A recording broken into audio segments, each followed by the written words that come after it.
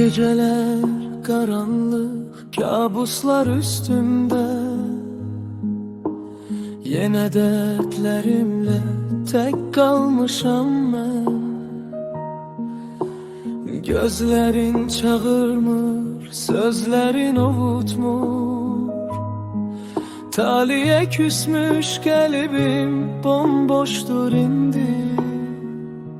Söylemene sensizlik niye belə çetindir? Günler geçmir, bu hayat çok ağırdır. Seninle dolu hatireler kalbimde kalır.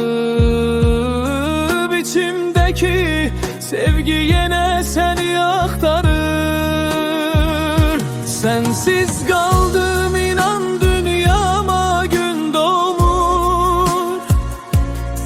Günahım neydi bu hasret bitip tükenmiş. Yüzünü görmeden yaralar sağalmır. Vurdun gittin insafsız, hiç mi yüreğin yanmır? Sensiz kaldım inan dünyama gün doğmur. Günahım neydi bu hasret bitip tükenmiş.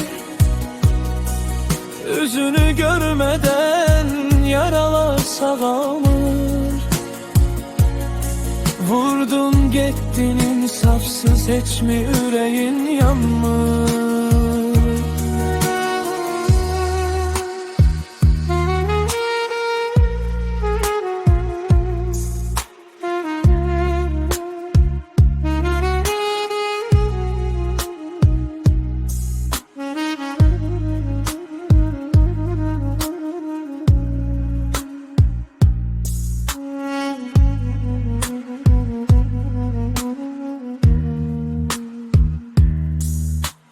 Geceler suskundur, nefesim daralır.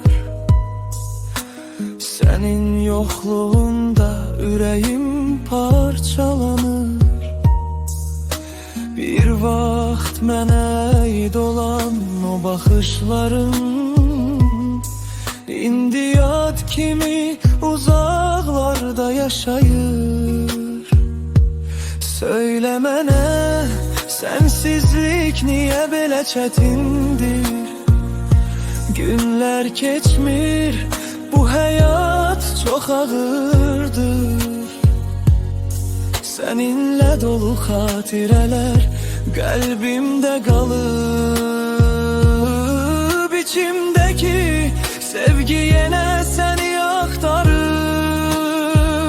Sensiz kaldım inan dünyama gün doğmur.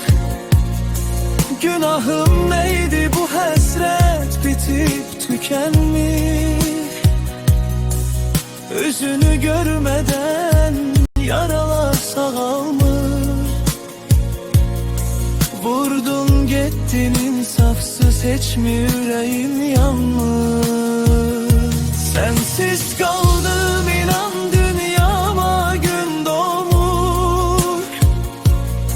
Günahım neydi bu hasret bitip tükenmiş. Yüzünü görmeden yaralar sağalmır. Vurdun gittin insafsız, hiç mi yüreğin yanmır?